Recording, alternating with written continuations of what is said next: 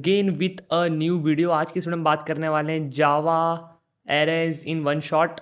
आज कोशिश करूंगा तुमको जावा एरेज को अच्छे से समझा पाऊँ, कम से कम टाइम में अच्छे से समझा पाऊँ। इसके पहले हमने जावा बेसिक्स का पार्ट 1 पार्ट 2 कर रखा है, बिग और नोटेशन को समझ रखा है। अगर अभी तक वीडियो नहीं देखी तो जाके अभी चेकआउट करो और उन वीडियो को देखने के बाद इस वीडियो पे आना।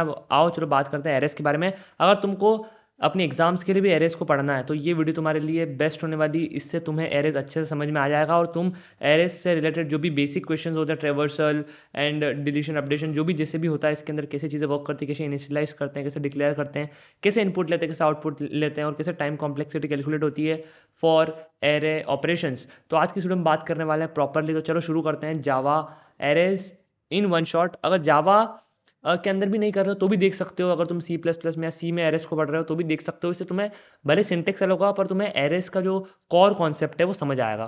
ठीक है, तो let's start arrays in one shot in जावा।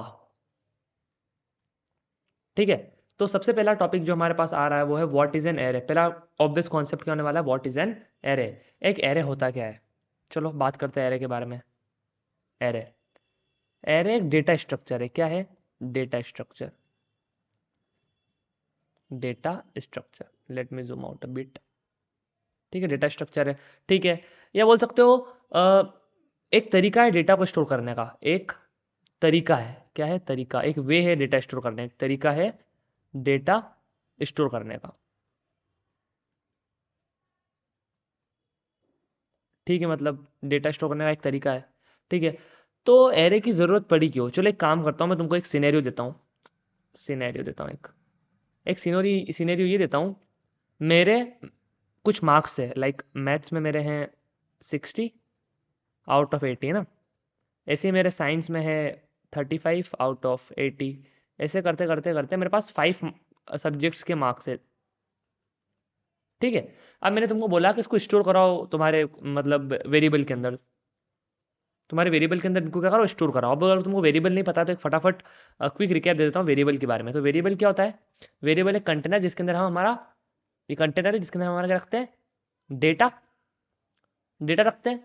अब डेटा किस टाइप का होगा उसके लिए डेटा टाइप आपको बताना पड़ेगा वेरिएबल को पहले से कि आप किस टाइप का डेटा रख रहे हो। इंटीजर रख रहे हो, बूलियन रख रहे हो, या फिर आप फ्लोट रख रहे हो। ठीक है, तो वेरिएबल क्या होता है, कंटेनर जिसके अंदर हम हमारा डेटा रखते हैं और डेटा रखने के पहले हम बता देते हैं प्रोग्राम में कि हम किस टाइप का डेटा उसके अंदर रखेंगे। ठीक है, तो तुम कैसे इस पांचों सब्जेक्ट का डेटा रखोगे? तुम रखोगे इस तरीके से। कैसे रखोगे? जैसे तुम लिखोगे इंट मैथ्स में कितने हैं भैया, मैथ्स में जितने भी बताया मैंने 60। वैसे मैं सारे सब्जेक्ट लिखूंगा तो यहाँ पे कितने लाइन ऑफ कोड हो जाएगा पूरा? 5 लाइन के अंदर 5 सब्जेक्ट। और मुझे हर एक सब्जेक्ट को एक्सेस करने के लिए उसका नाम याद रखना ज़रूरी है। उसी नाम से वो एक्सेस होगा, उसी से उसको सारी चीज़ें कर पाएंगे। तो क्यों ना हम इसको एक एक ही डेटा स्ट्रक्चर के अंदर, एक ही डेटा टाइप के अंदर स्टोर करा पाएँ? ऐसा पॉसिबल है? हाँ, बिल्कुल पॉसिबल है। इसके लिए हम यूज़ करते हैं एरे का। किस चीज़ का? एरे का। एरे क्या होता है? एरे क्या होता है? एरे एक डेटा स्ट्रक्चर या डेटा टाइप बोल लो जिसके अंदर हम एक ही टाइप का डेटा, एक टाइप का डेटा, एक टाइप का डेटा, एक टाइप का डेटा मतलब भैया समझ नहीं आया। एक टाइप का डेटा मतलब आइदर इंटीजर और फ्लोट और बूलियन और कैरेक्टर। मतलब तुम उस एरे के अंदर तुम एक ही टाइप का डेटा रख सकते हो पर मल्टीपल रख सकते हो। फॉर एग्जांपल मैंने बोला 5 सब्जेक्ट की जो हमारी एग्जांपल हमने सिनेरियो देखा, अगर ये तुमने वेरिएबल से करा तो तुमको 5 लाइन ऑफ कोड लिखना पड़ रहा है। ठीक है, मैथ्स के लिए इंटीजर बनाना पड़ रहा है, फिर इंग्लिश के लिए, साइंस के लिए, कंप्यूटर के लिए, सबके लिए। ठीक है, पर अगर मुझे ये चीज़ एरे के अंदर करनी है तो मुझे 5 अलग अलग वेरिएबल बनाने की जरूरत ही नहीं है। मुझे क्या करना पड़ेगा, मैं एक एरे बना दूंगा। एरे मतलब ऐसे समझो 1 2 3 4 ठीक है, इसमें मेरा आ गया 60, इसके अंदर कुछ, इसके अंदर कुछ, इसके अंदर कुछ। ठीक है, तो मैंने क्या करा, अब मैंने इस पूरे एरे का नाम दे दिया सब्जेक्ट। तब क्या होगा कि मैं सारे वैल्यूज को सब्जेक्ट के नाम से एक्सेस कर सकता हूँ। कैसे एक्सेस होगा, क्या चीज़ होगी, वो सब बात की बात है। पर पहले समझो कि एरे क्या चीज़ को आसान कर रहा है। एरे ये आसान कर रहा है कि तुमको अगर एक कैटेगरी ऑफ डेटा को स्टोर करना है और तुमको अलग अलग वेरिएबल बनाने पड़ रहे हैं तो तुम उसको एरे से रिप्लेस कर दो। तुम किससे रिप्लेस कर दो? एरे से रिप्लेस कर दो। उसके उसके अंदर क्या हो रहा है, जैसे फॉर एग्जांपल एक और एग्जांपल हो सकता है कि एक क्लास के अंदर स्टूडेंट्स के नाम को स्टोर करना है। ठीक है, अब तुम क्या कर रहे हो, student 1 Divya, student 2 Gautam, student 3 राज।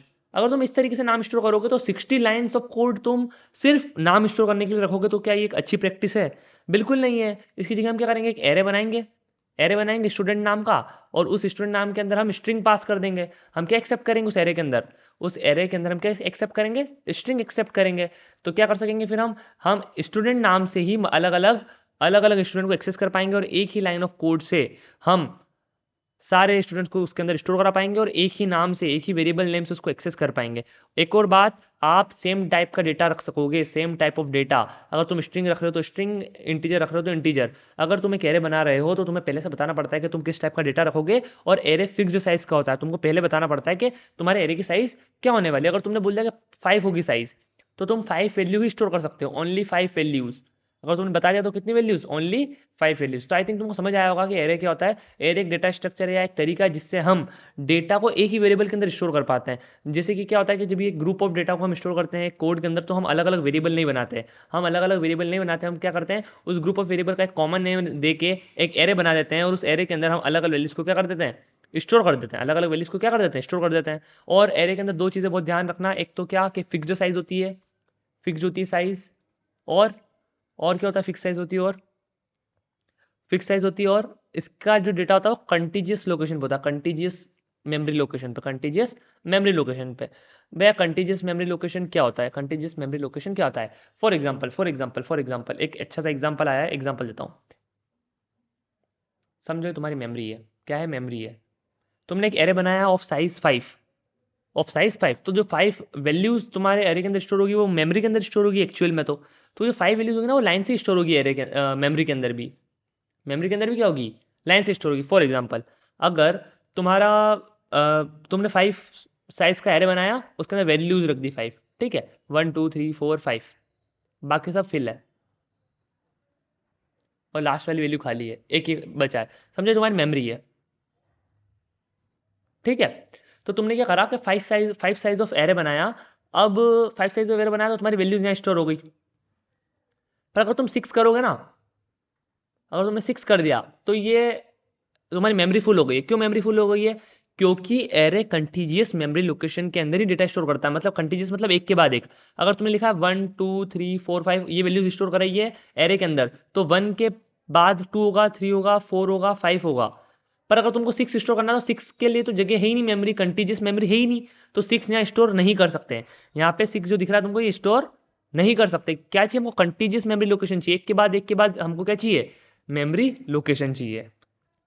कंटीजियस मेमोरी लोकेशन मतलब मेरे को लगता है तुमको समझ आया होगा। कंटीजियस मेमोरी लोकेशन मतलब मेमोरी के अंदर भी वो डेटा एक के बाद ही स्टोर है, ठीक है। कंटीजियस मेमोरी लोकेशन का मतलब ये होता है। फिक्स्ड साइज का मतलब तो पता ही होगा तुमको, कि तुमको पहले बताना पड़ता है कि तुम्हारे एरे की साइज क्या होगी। फॉर एग्जांपल तुम्हारी क्लास के अंदर स्टूडेंट है 60, तुम्हारे प्रोफेसर ने 60 साइज का एरे बनाया, 60 साइज का क्या बनाया, एरे। अब एक न्यू एडमिशन और आया नया, एक न्यू एडमिशन आया, तो तुम उस 60 के अंदर इस एक और को ऐड नहीं कर सकते, क्योंकि तुमने एरे की साइज क्या कर रखी है, फिक्स कर रखी है। तुम भले ही फिर कोड अपडेट करके अपने एरे की साइज चेंज कर सकते हो, पर 60 साइज के एरे में तुम एक नया स्टूडेंट ऐड नहीं कर सकते। तुम्हारी साइज क्या रहेगी, तुम्हारी साइज फिक्स रहेगी। मुझे लगता है तुमको यहाँ तक समझ आया होगा एरे क्या कर रहा है, क्या नहीं कर रहा है, और एरे की जरूरत क्यों पड़ी। एरे की जरूरत क्या काम आता है, एरे, एरे मतलब एक वेरिएबल के अंदर अगर हमको मल्टीपल वैल्यूज को स्टोर करना है तो हम एरे का यूज करते हैं, और हम उसी वेरिएबल नेम से उसको एक्सेस भी कर सकते हैं। अलग अलग वैल्यूज को अंदर जो वैल्यूज है उनको एक्सेस भी कर सकते हैं, जिससे हमारी लाइन ऑफ कोड कम हो जाएगी और हमारा कोड मैस्ड अप नहीं लगेगा। आई थिंक तुमको यहाँ तक तो समझ आया होगा कि मतलब एरे क्या होता है, और एरे के अंदर हम चीज़ें कैसे करते हैं, कैसे फिक्स्ड साइज क्या होती है, और कंटीजियस मेमोरी लोकेशन क्या होती है। सिनेरियो मैंने तुमको बताया कि कहाँ पे मैं एरे का यूज़ कर रहा हूँ और क्यों कर रहा हूँ। और तुम्हारे दिमाग में एग्जांपल आना चाहिए सिनेरियो में, तुम्हारे मार्क्स।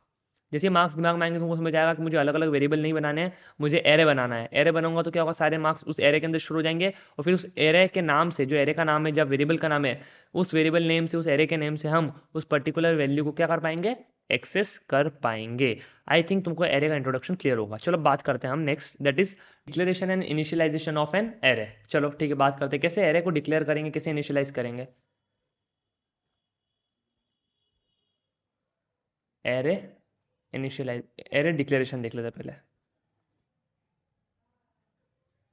कैसे डिक्लेयर करेंगे, कैसे बनाएंगे एक एरे को, और कैसे चीज़ें होगी, और फिर उसके अंदर कैसे इनिशियलाइज करके उसके अंदर वैल्यूज रखेंगे, ठीक है। कैसे रखेंगे, कुछ नहीं करना है, सबसे पहले तुमको डेटा टाइप लिखना पड़ेगा। क्या लिखना पड़ेगा, डेटा टाइप। तुम किस टाइप का डेटा स्टोर करना चाहते हो, फिर एरे का नेम लिख दो, और उसके बाद कुछ मत करो, स्क्वायर ब्रैकेट्स लगा दो। क्या लगा दो, स्क्वायर ब्रैकेट्स लगा दो। ठीक है भैया, ये तो आपने एक सिंटेक्स दे दिया, पर एक्चुअल में कैसे बनाएंगे? चलो हम एक मार्क्स एरे बनाते हैं। क्या बनाते हैं? मार्क्स एरे बनाते हैं, डिक्लेयर करते हैं, बनाते हैं मतलब। ठीक है, इंट। ठीक है, इंट क्यों? क्योंकि जो मार्क्स है वो किस टाइप का डेटा होता है? इंटीजर ही होगा अंदर। 30 40 50 60 तो इंटीजर ही है, तो इसलिए इंट लिखा। ठीक है भैया, एरे का नाम क्या भैया? एरे का नाम मार्क्स है। ठीक है, मार्क्स और हमने क्या लगा दिया? ब्रैकेट लगा दिया। ठीक है भैया, आ गया समझ में। ये हमने क्या कर दिया? डिक्लेयर कर दिया। ठीक है, ये क्या होता है हमारा? Array declaration. एरे कैसे डिक्लेयर करोगे?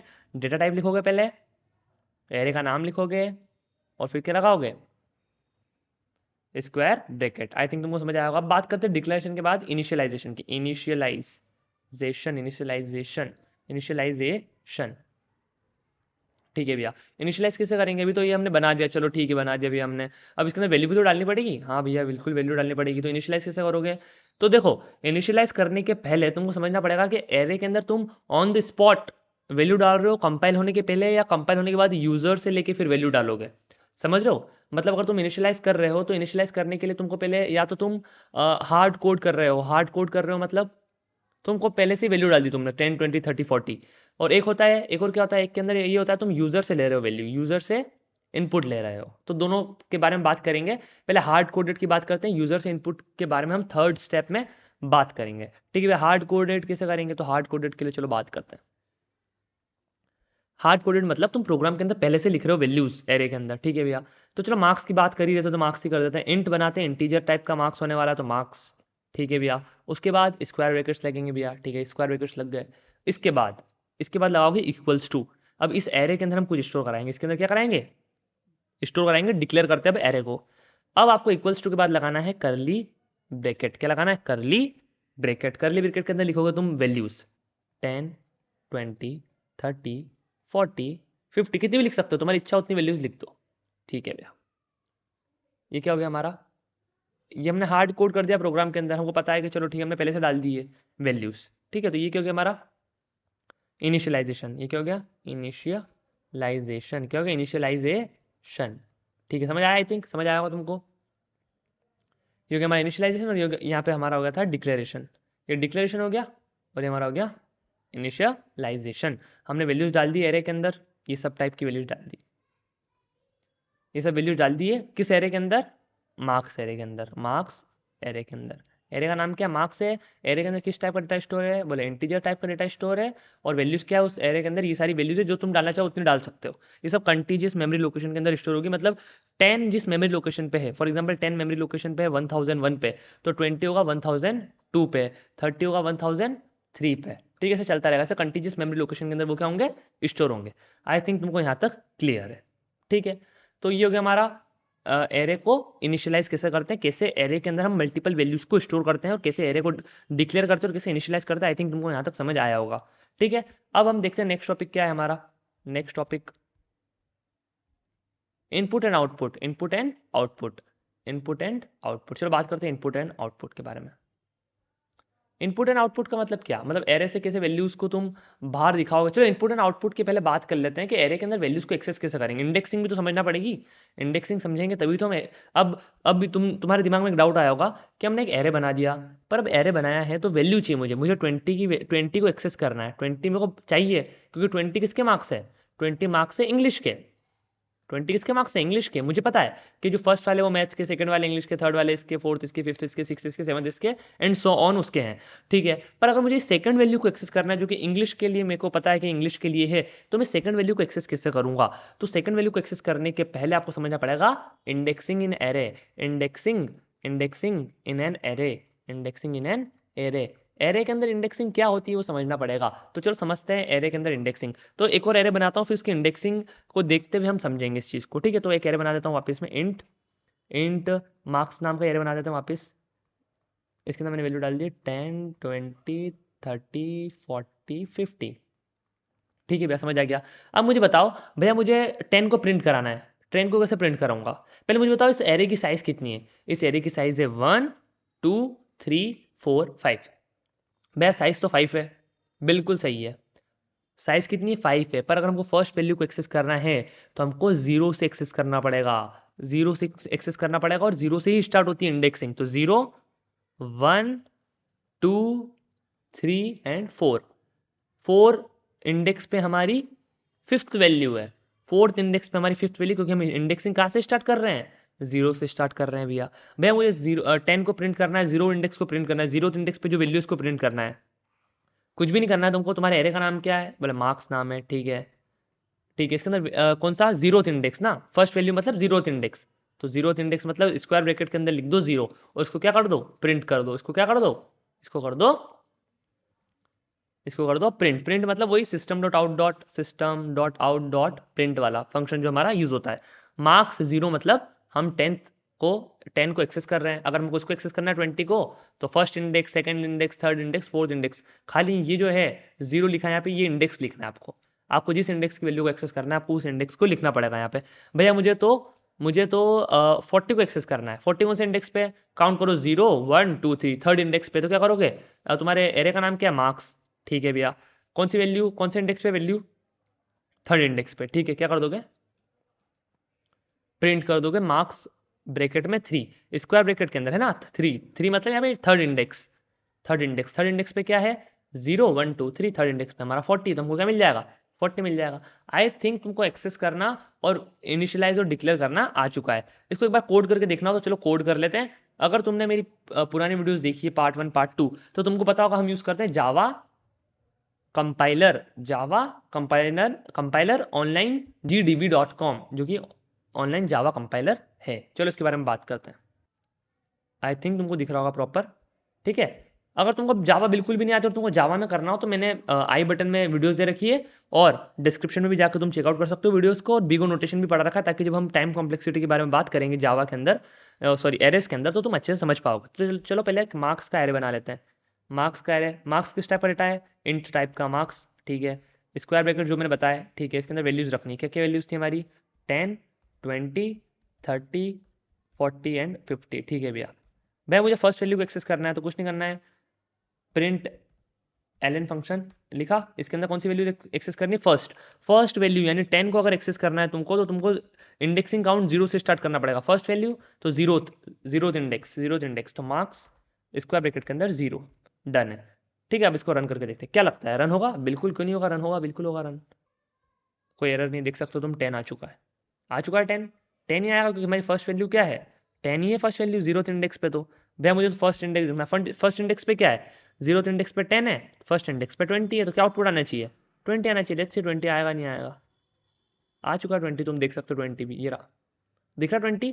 तो ऐसे होती है इंडेक्सिंग, आया समझ में। अब तुम बोलोगे भैया मुझे तो एक फॉर एग्जाम्पल स्ट्रिंग के बारे में भी बात नहीं करते, बाद में बात करेंगे, बात करते फ्लोट के बारे में। बड़ा बोल सकते हैं, बड़ी प्रिसीजन के साथ वैल्यू ले पाएगा वो, दैट्स इट, और कोई दिक्कत नहीं है। देख सकते हो आ चुकी 1.2, ठीक है। तो अगर वो बोल रहा है कि फ्लोट नहीं डबल लेना है, तो डबल तुम ऐसे दे सकते हो, या तो फिर जो हम लूजी कन्वर्जन जो होता है उसके बारे में बाद में बात करेंगे, इसलिए मैंने अभी तुमको बताया नहीं कि कैसे मैं उसको फ्लोट में करूंगा।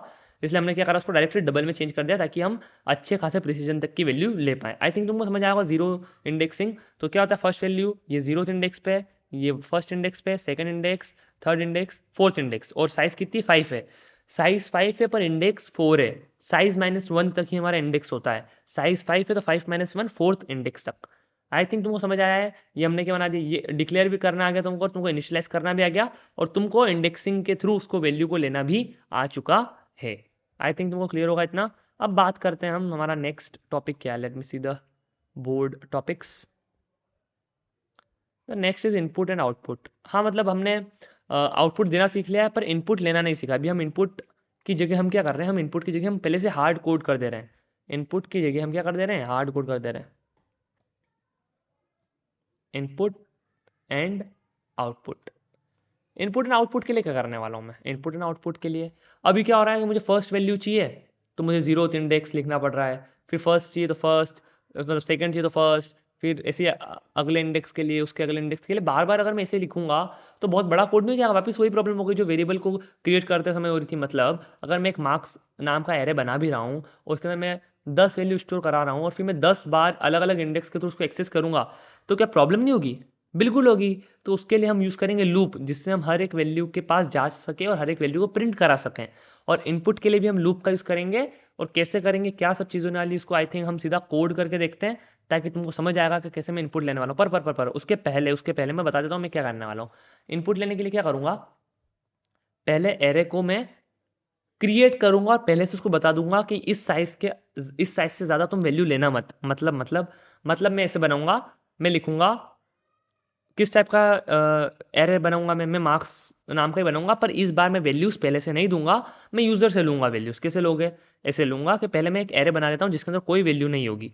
तो एरे का नाम होगा मार्क्स, सेम स्क्वायर ब्रैकेट्स पर। अब हम करेंगे न्यू कीवर्ड का यूज़। क्या करेंगे? न्यू कीवर्ड का यूज़। फिर हम लिखेंगे किस टाइप का, इंट टाइप का, और साइज़ क्या होगी? फॉर एग्जांपल साइज़ हो जाएगी 5। साइज़ क्या हो जाएगी? 5। साइज़ क्या हो जाएगी? 5। मतलब हमने बोला इंटीजर नाम का एक मार्क्स, सॉरी, इंटीजर टाइप का एक मार्क्स एरे बनाओ और उसके अंदर हमारे लिए कितनी स्पेस एलोकेट कर दो? 5 इंटीजर की स्पेस को एलोकेट कर दो और फिर हम इसके अंदर वैल्यूज डाल पाएँ। ठीक है? अब तुम बोलोगे इसके अंदर तो अभी कोई वैल्यूज़ नहीं है, फिर वैल्यूज़ लेंगे तो अभी करंट में क्या वैल्यू है? वैल्यू नहीं डालने के पहले। तो वैल्यू नहीं डालने के पहले यहाँ पे default according to the data type values आ जाती है। अगर इंटीजर है तो वहाँ पे डिफ़ॉल्ट 0 होगा। डिफ़ॉल्ट क्या होगा? 0 होगा। मतलब हम क्या करने वाले हैं? पहले हमने यहाँ पे क्या करना है, एक एरे के लिए साइज अलोकेट कर देनी है। एरे के लिए साइज अलोकेट कर देनी है, फिर बाद में हम वैल्यूज डालेंगे। कैसे डालेंगे? हम ऐसे डालेंगे, एरे का नाम क्या है? मार्क्स। अच्छा, फर्स्ट जीरोथ इंडेक्स पे क्या वैल्यू डालनी है? तो zeroth index is equals to 14। तो क्या होगा? 14 जो वैल्यू है वो मार्क्स के जीरोथ इंडेक्स पे आ जाएगी। मार्क्स के जीरोथ इंडेक्स मतलब फर्स्ट वैल्यू क्या हो जाएगी? 14। तो बाकी सब जब तक हम चेंजेस नहीं करते तब तक क्या रहने वाली है? जीरो रहने वाली है। आई थिंक तुमको इतना क्लियर होगा, और अगर नहीं भी क्लियर है तो अभी कोड करके तुमको समझा देता हूँ क्या चीज़ क्या कर रही है। तो चलो बात करते हैं इनपुट एंड आउटपुट के बारे में एरे के अंदर। ठीक है? तुमको आई थिंक समझ आया होगा, तो let's comment it out. Comment कर देते हैं। अब बात करते हैं हम कैसे एरे को क्रिएट कर रहे हैं और कैसे यूजर से इनपुट ले रहे हैं और कैसे यूजर के इनपुट को लेकर एरे के अंदर डाल रहे हैं और कैसे आउटपुट फिर प्रिंट कर रहे हैं, कैसे वैल्यूज को एक्सेस कर रहे हैं। अगर नहीं समझ आया तो ध्यान से वापस से सुनना। चलो पहले एक एरे बनाते हैं और इस बार हम एरे इस टाइप के बनाएंगे जिससे हम यूजर से इनपुट लेके उस एरे के अंदर चेंजेस कर पाएं। चलो ठीक है, इंटीजर टाइप का एरे बनाओ। मार्क्स के लिए मार्क्स नाम का एरे बनाओ। ठीक है, इसके बाद यहाँ तक तो तुमने देख रखा है कि हमने यहाँ पे ये इतना डिक्लेरेशन में किया था, पर यहाँ पे हमने हार्ड कोड करा था, पर अब हार्ड कोड नहीं करना है। उसके पहले हम एरे को बताएंगे कि हमें कितनी स्पेस चाहिए एरेस की वैल्यूज़ के लिए। ठीक है? तो मैं बोल रहा हूँ पहले न्यू कीवर्ड का यूज़ करो ताकि हमको नई मेमोरी लोकेशन एलोकेट हो। तो न्यू, ठीक है, किस कितनी साइज़ की मेमोरी एलोकेशन चाहिए? इंटीजर की अलग साइज़ होती है, डबल की अलग साइज़ होती है, सबकी अलग अलग साइज़ होती है। तो हम इंटीजर नाम का बना रहे हैं इसलिए इंटीजर इतनी साइज़ चाहिए। कितनी साइज़ चाहिए? कितनी वैल्यूज़ रखोगे एरे के अंदर? 5 वैल्यूज रख देते हैं। आई थिंक 5 वैल्यूज इनफ है 5 सब्जेक्ट्स के लिए। फिर कह रहा हूँ 5 मतलब 5 इंडेक्स नहीं। इंडेक्सिंग 0 से स्टार्ट होती है और साइज 1 से स्टार्ट होती है। 1 2 3 4 5, ये क्या हो गई? साइज हो गई 0 1 2 3 4 इंडेक्स हो गई। मतलब अगर एक 5 साइज का एरे है तो उसका आखिरी इंडेक्स 4 होगा। आई थिंक तुमको समझ आया होगा। अगर समझ नहीं आया हो तो पीछे की तरफ तुम जा सकते हो वापस से 10-20 सेकेंड्स, और वापस से मैंने जो बोला उसको ध्यान से सुनो और समझो। ठीक है? एक मार्क्स नाम का एरे बनाया है उस, और पहले से हमने बोल दिया कि हमको 5 स्पेस चाहिए। कितनी स्पेस चाहिए? 5 स्पेस चाहिए। अब हम यूज़ करेंगे लूप का और स्कैनर का। तो पहले स्कैनर बना देता हूँ मैं यहाँ पे। स्कैनर क्या होता है क्या नहीं होता है, आई डोंट थिंक तुमको बताने की जरूरत है। यहाँ पे हम इंपोर्ट कर लेते हैं। पहले import Java dot यूटिल dot star, यानी जावा के अंदर जितनी भी हमारी फंक्शनलिटीज़ है वो सारी हमने इंपोर्ट कर लिया। स्कैनर बना रहा हूँ। स्कैनर अगर नहीं पता है तो प्लीज़ जाओ पार्ट 1 पार्ट 2 देख के आओ, तो तुम्हें आसानी से समझ में आएगा एरे कैसे क्या चीज़ें हो रही है। स्कैनर, ठीक है, स्कैनर बनाया, इनपुट लेने के लिए यूज़ होता है। कैसे होता है क्या होता है तुम जाकर देख सकते हो पिछली वीडियो में। Scanner S C is equals to new scanner system dot in. जिनको पता उनको पता है कि हमने यहाँ पे क्या सेटअप करा है। हमने एक एस सी ऑब्जेक्ट बनाया है जिससे हम इनपुट लेंगे। किससे? यूज़र से इनपुट लेंगे। कैसे लेंगे? कैसे इनपुट लेंगे? इनपुट लेने के लिए हम लूप का यूज़ भी कर सकते हो, डायरेक्टली भी ले सकते हैं। एक काम करते हैं, हम पहले यूज़र से हम मैन्युअली एक एक इंडेक्स पे इनपुट लेते हैं, एक एक इंडेक्स पे इनपुट लेते हैं। उसके पहले हम एक बार कोशिश करते हैं कि मार्क्स के अंदर क्या चीज़ अवेलेबल है। कुछ वैल्यूज़ अभी अवेलेबल नहीं, हमने खाली 5 स्पेस अलोकेट करी है। तो बाय डिफ़ॉल्ट जावा उस पर्टिकुलर एरे के अंदर क्या वैल्यूज़ डाल रहा है उसको जानना ज़रूरी है। तो चलो जानते हैं। तो मैं प्रिंट करता हूँ उसका print L N, let's print L N, और मैं यहाँ पे करता हूँ मार्क्स के अंदर जीरोथ इंडेक्स। ठीक है, जीरोथ इंडेक्स मतलब फर्स्ट वैल्यू जो उस एरे के अंदर है वो करते हैं, पर हमको पता नहीं क्योंकि अभी हमने तो खाली क्या किया है, अभी तो हमने इनिशियलाइज किया 5 वैल्यूज के लिए। मतलब इनिशियलाइज किया इन द सेंस 5 स्पेस मांगी है उससे, पर भी उनके अंदर वैल्यू हमने कुछ डाली नहीं है। तो हमको चेक करना है कि उसके अंदर अभी वैल्यूज क्या रखी हुई है। चलो देख लेते क्या वैल्यूज रखी हुई है। तुम देख सकते हो क्या वैल्यूज रखी है, 0 रखी है। मतलब बाय डिफॉल्ट सारे इंडेक्स पे भी हमारे पास 0 पड़ा है। सारे इंडेक्स पे हमारे पास 0 पड़ा है। ठीक है, मुझे जीरोथ इंडेक्स पे यूजर से लेके एक वैल्यू डालनी है। जीरोथ इंडेक्स पे मुझे यूजर से लेके एक वैल्यू डालनी है। कौन से इंडेक्स पे डालनी है? जीरोथ इंडेक्स पे डालनी है। किस एरे के जीरोथ इंडेक्स पे डालनी है? मार्क्स के जीरोथ इंडेक्स पे डालनी है। ठीक है, तो मार्क्स के जीरो इंडेक्स पे हमको यूजर से इनपुट लेना है। यूजर से इनपुट लेने के लिए हम क्या यूज करते हैं? एससी डॉट, किस टाइप का इनपुट लेना है? बोले इंटीजर टाइप का, तो नेक्स्ट डॉट नेक्स्ट इंट और ब्रैकेट। होगा क्या? तुमने क्या बनाया? मार्क्स नाम का तुमने एक एरे बनाया जिसके अंदर तुमने 5 वैल्यूज को एलोकेट करवा लिया मेमोरी के अंदर कि हम इन 5 वैल्यूज यहाँ पे 5 जगह दे दो, 5 ब्लॉक्स दे दो। उन 5 ब्लॉक्स के अंदर मैं बाद में वैल्यूज डालूंगा, पर इन 5 से ज्यादा नहीं डालूंगा इस एरे के अंदर। ठीक है, उस एरे के अंदर 5 साइज के एरे के अंदर मैंने फर्स्ट ब्लॉक मतलब मार्क्स 0 में यूजर से एक वैल्यू लेकर डाल दी। ठीक है, यहाँ तक समझ आया? अब इस वैल्यू को प्रिंट भी कर लेते हैं। इस वैल्यू को क्या कर लेते हैं? प्रिंट भी कर लेते हैं। तो हम कर देते हैं मार्क्स 0। आया समझ? एलोकेट करे 5 ब्लॉक। पहले ब्लॉक में हमने यूजर से इनपुट लिया और मार्क्स 0 यानी पहले ब्लॉक में डाल दिया और उस फर्स्ट ब्लॉक को एक्सेस करने की कोशिश कर रहे हैं। लेट्स सी कि क्या आउटपुट आता है और हम क्या इनपुट देते हैं और क्या चीज़ें होती है। Let's see. इनपुट मांग रहा है, तुम देख सकते हो यहाँ पे मैं इनपुट देता हूँ 12 और तुम देख सकते हो 12 आ चुका है। मतलब हमारे जीरोथ इंडेक्स पे हमने जो वैल्यू दी थी वो जा चुकी है। ऐसे हम कितने इंडेक्स तक जा सकते हैं? हम फोर्थ इंडेक्स तक जा सकते हैं। Let's go. Paste paste paste paste.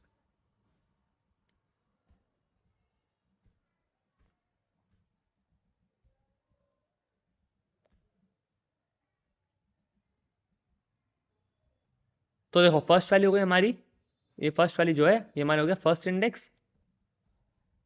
Let's do a thing. ये हमारा जीरोथ इंडेक्स हो गया। फर्स्ट नहीं, sorry, zeroth index. Obvious start zero से कर रहे हैं। फिर हम फर्स्ट इंडेक्स डाल देते हैं, सेकेंड, थर्ड, फोर्थ। साइज 5 हो गई क्योंकि 1 से काउंट करते साइज 1 2 3 4 5। ठीक है, 5 साइज के लिए हमने वैल्यूज डाल दी। अब हम अगर हम फिफ्थ पर डालने की कोशिश करें, फिफ्थ इंडेक्स मतलब 6 साइज का एरे तो है ही नहीं, अगर हम एक ज़्यादा डालने की कोशिश करें वैल्यू को तो क्या एरर आएगा? चलो बता देता हूँ क्या एरर आएगा। लेट्स गो, रन करके देखते हैं क्या एरर आता है। पहले वैल्यू डालते हैं 10 11 12 13 14। ये हमारी कितनी वैल्यूज हो चुकी है? 5 वैल्यूज हो चुकी है। तुम काउंट करो 1 2 3 4 5, साइज भी 5 है। अब ये वैल्यू हम एक्स्ट्रा दे रहे हैं। क्या एरर आ रहा है? Index 5 out of bounds for length 5। ठीक है, क्या बोल रहा है? समझ आया नहीं आया? इसका मतलब ये है कि तुम्हारी साइज 5 है और तुम फिफ्थ इंडेक्स पे डाल रहे हो, मतलब तुम बोल रहे हो कि मेरे पास 6 साइज का एरे है पर तुम्हारे पास तो जगह ही नहीं है। इसीलिए बोलते हैं फिक्स्ड साइज का होता है एरे। तुमने पहले बता दिया कि 5 वैल्यू आएगी तो 5 ही आएगी। अगर 6 डालने जाओगे तो एरर आएगा। क्या एरर आएगा?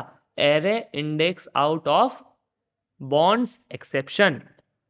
Array index out of bounds exception, index 5 out of bounds for length 5। तुम्हारी लेंथ 5 है तो तुम्हारा आखिरी इंडेक्स 4 होना चाहिए, पर तुम तो फिफ्थ इंडेक्स पे भी वैल्यू डाल रहे हो। मतलब तुम एरे की जो लेंथ है, बाउंड्स है, बॉन्ड्स है, वो सब उसके बाहर जा रहे हो तुम, इसलिए ये एरर आता है। ठीक है, आया समझ में? इसको हटा देते हैं ताकि एरर ना आए। ठीक है, ये हमने क्या लिया? यूजर से इनपुट लिया और हमने फर्स्ट वैल्यू को प्रिंट करा दिया। ऐसे हम सारी वैल्यूज को प्रिंट कराने की क्या करते हैं? कोशिश करते हैं। हो गई? हाँ हो गई है। ठीक है भैया, 1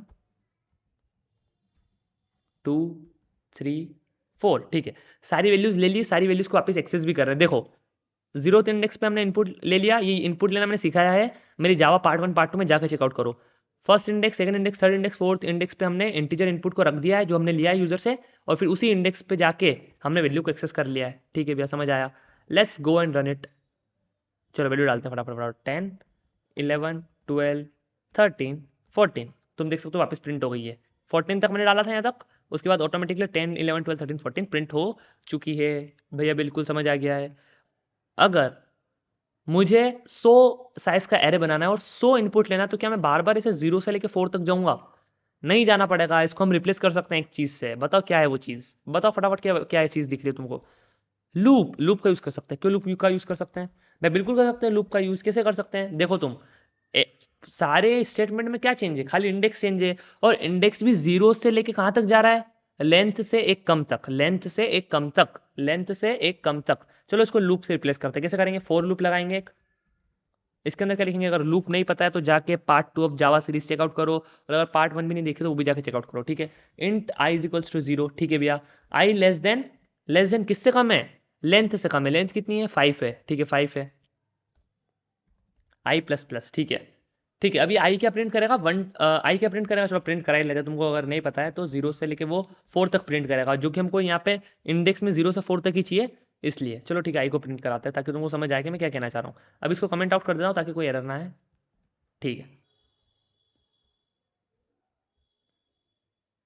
0 1 2 3 4 यही तो चाहिए हमको, यही तो देखो, तो मार्क्स के अंदर ये जो ब्रैकेट है इसके अंदर हमको यही तो चाहिए। इसकी जगह आई लिख दो, इसकी जगह क्या लिख दोगे, आई लिख दोगे, अच्छा ठीक है भैया कैसे होगा बताओ जरा, कुछ मत करो, मार्क्स, ठीक है 0 1 2 3 4 आएंगे यहाँ पे तो आई, ये तो इंक्रीमेंट हो के एक एक वैल्यू ला रहा है, ठीक है। और उस पॉइंट पे हम यूजर से इनपुट लेंगे, उस पॉइंट पे हम यूजर से क्या लेंगे भैया, इनपुट लेंगे, तो हर एक वैल्यू पे क्या आ रही है, इनपुट आ रहा है हमको, ठीक है। इसको तो हमने रिप्लेस कर दिया, तो क्या इसको कर सकते हैं, इसको भी आसानी से कर सकते हैं, कैसे करेंगे, कुछ नहीं करेंगे, इसको कॉपी कर लो, लूप को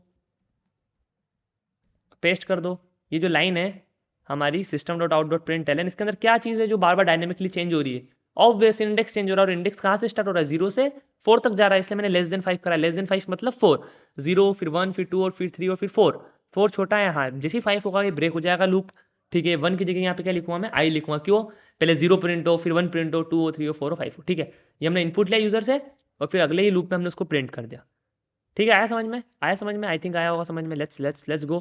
पहले 8 लाइन ऑफ कोड था और अब 6 लाइन ऑफ कोड है लूप से, ठीक है, लेट्स गो। 10 11 12 13 14, अब तुम देख सकते हो ऑटोमेटिकली 10 11 12 13 14 वापस से क्या हो चुका है, प्रिंट हो चुका है। सेम चीज करी हमने, सेम चीज करी हमने, ये जो लाइन ऑफ कोड है, कितने 10 लाइन था, सॉरी 8 लाइन नहीं 10 लाइन का आई थिंक, हाँ 10 लाइन का कोड हमने 6 लाइन में कर दिया है, कैसे करा है, क्योंकि हमको दिख रहा है कि हम एक ही एक लाइन को बार बार अगर रिपीट कर रहे हैं तो उसकी जगह हम लूप यूज कर सकते हैं, खाली ये इंडेक्स ही तो इंक्रीमेंट हो रहा है, और इंक्रीमेंट जैसे ही दिमाग में आता है, जैसे एक सीरीज बनती हुई दिमाग में आ रही है, तो लूप दिमाग में आना चाहिए। अगर तुम उसको लूप से रिप्लेस कर दोगे तो तुम्हारा काम आसान हो जाएगा। आई थिंक तुमको इनपुट लेना और आउटपुट दिखाना, इंडेक्सिंग लूप के थ्रू, इनपुट लेना लूप के थ्रू आउटपुट दिखाना आ चुका है। अगर कोई डाउट हो तो कमेंट में ज़रूर बताना, लाइक कर दो, शेयर कर दो, सब्सक्राइब कर दो। अगली वीडियो आने वाली है कुछ क्वेश्चंस के ऊपर एरेस के, या फिर उसके पहले एरे लिस्ट लाएंगे, कुछ तो लाएंगे भाई, एरे लिस्ट क्या है, क्या चीज़ होने वाली है आगे। अगर वो सिर्फ जानना है तो सब्सक्राइब करके बेल आइकन जो है उसको एकदम प्यार से दबा दो, ठीक है। I think I think so तुमको ये इनपुट और आउटपुट वाला पार्ट मुझे लगता है आया होगा समझ, आया होगा समझ, बिल्कुल आया होगा समझ। Now array operation and traversal, इन दोनों को अगर हम एक ही में कंबाइन कर दे तो एक ही बात है दोनों का मतलब। एरे ऑपरेशन के अंदर क्या आ गया, एक्सेस, ट्रेवर्सल एक ही बात, एक्सेस करना हर एक इंडेक्स को, ट्रेवर्सल मतलब हर एक वैल्यू को प्रिंट करना एरे के अंदर, एक्सेस करना, ट्रेवर्सल और अपडेशन,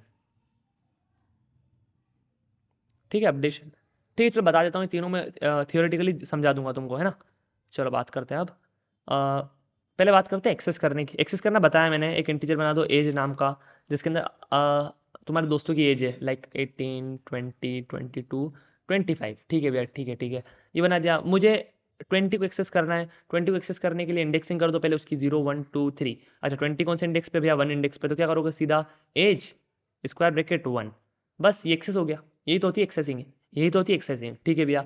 भैया मुझे 20 जो है इसको अपडेट करना है, भैया मुझे इस 20 को क्या करना है भैया, अपडेट करना है, 20 नहीं 21 है, अच्छा अपडेट करना है, कौन से इंडेक्स पे है 20, भैया एज 1 पे है ये, अच्छा क्या वैल्यू डालनी है इसके अंदर, 20 डालना है, ठीक है 21 डालना है, सो 20 तो है 21 डालना है, तो क्या होगा एज 1 पे जो भी वैल्यू है वो ओवरराइट हो जाएगी। ओवरराइट मतलब उसको, उसके ऊपर हम ये लिख देंगे, उसके ऊपर ये लिख देंगे तो 20 हट के क्या हो जाएगा 21 हो जाएगा। ये क्या होता है, यही तो अपडेट होता है, यही तो अपडेट होता है। अगर तुमको थर्ड इंडेक्स वैल्यू अपडेट करना है, 25 को 27 करना है, तो क्या करोगे एज, अच्छा कौन से इंडेक्स पे, भैया थर्ड इंडेक्स पे, अच्छा ठीक है थर्ड क्या वैल्यू है भैया 25 है, तो 25 है, 25 पे 26 27 करना है, 27 कर दो, तो क्या होगा एज थर्ड इंडेक्स पे जो है वो क्या हो जाएगी 27 हो जाएगी, थर्ड इंडेक्स पे भी 25 पे हट के क्या हो जाएगा 27।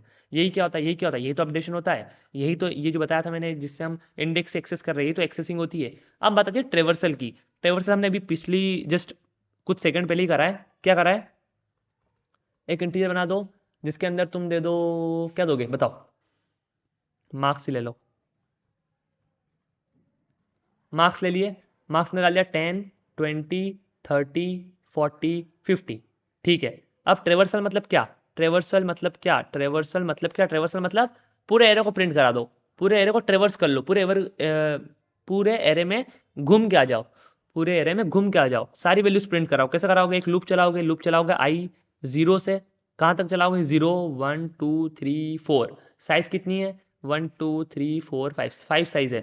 साइज से कम आई लेस देन 5, लेस देन 5 या लेस देन इक्वल्स टू 4 भी कर सकते हो। 4 तक चलेगा। अभी आई 0 से लेके कहाँ तक चलेगा? 4 तक चलेगा। और आई को क्या कराते रहेंगे हम? प्लस प्लस करा देंगे। तो क्या होगा? आई की वैल्यू एक बार 1 होगी, 2 होगी, 3 होगी, 4 होगी, 5 होगी। 5 नहीं होगी, 4 तक ही रुक जाएगी। ठीक है। एरे का नाम क्या? मार्क्स है। ठीक है, मार्क्स है। इसके बाद हम इसके अंदर लिख देंगे आई। इससे होगा क्या? हर एक इंडेक्स की वैल्यू क्या हो जाएगी? प्रिंट हो जाएगी। पहले 0 इंडेक्स पे जो वैल्यू होगी वो प्रिंट होगी, फिर फर्स्ट इंडेक्स पे, फिर सेकंड इंडेक्स पे, फिर थर्ड इंडेक्स पे, फिर फोर्थ इंडेक्स पे वैल्यू प्रिंट हो जाएगी। ट्रेवर्सल के लिए लूप का यूज़ कर रहे हैं, फॉर लूप का तुम यूज़ कर सकते हो। जितनी साइज है उससे एक कम तक लूप चलाना, ताकि सारे इंडेक्स को एक्सेस कर पाए। क्या कर सकते हो? या तो तुम लेस देन साइज चला सकते हो, या तो तुम इंडेक्स के बराबर चला सकते हो, यानी साइज -1 तक इक्वल्स टू तक चला सकते हो। यही चीज़ हमारी ट्रेवर्सल होती है। और एक्सेस बता दिया मैंने, ये एक्सेस हो गया। ये हमने एक्सेस करा 0 1 2 3 4 तक। अगर तुम 5 वैल्यू फिफ्थ इंडेक्स को एक्सेस करोगे या फोर्थ इंडेक्स को एक्सेस करोगे जो उनके आउट ऑफ बाउंड्स है, तो फिर तुमको दिक्कत आएगी, तुमको एरर मिलेगा। ठीक है, index out of bounds, exception. ठीक है, आया समझ में? अपडेशन, अपडेशन बता दिया मैंने। पहले एरे का नाम, इंडेक्स और जो वैल्यू तुमको डालनी है उसको अपडेट करके, जो पुरानी वैल्यू उसको अपडेट करना है किस वैल्यू से? जो तुम इक्वल्स टू किधर दोगे, इस वैल्यू से क्या हो जाएगी? अपडेट हो जाएगी। यही चीज़ हमारी क्या होता है? एरे ऑपरेशन, ट्रेवर्सल, यही चीज़ होती है। ठीक है। अब बात आती है टाइम कॉम्प्लेक्सिटी की। 3 टाइम कॉम्प्लेक्सिटी समझ लो। टाइम कॉम्प्लेक्सिटी के लिए तुमको पढ़ना पड़ेगा big O. Big O notation अगर नहीं देखा है तो जाके देख लो, वीडियो डाल दी मैंने, इसलिए डाली थी वो वीडियो, ताकि जब कोई इस चैप्टर पे आए तो उसको ये दिक्कत ना आए कि अरे यार ये क्या पढ़ा रहे हैं। नहीं नहीं नहीं नहीं, वो प्रॉब्लम मैं चाहता ही नहीं था, इसीलिए मैंने इस पर्टिकुलर चीज़ को पहले पढ़ा दिया। पर बिग ओ नोटेशन आएगा तो ये जो अगली चीज़ है वो समझ आएगी।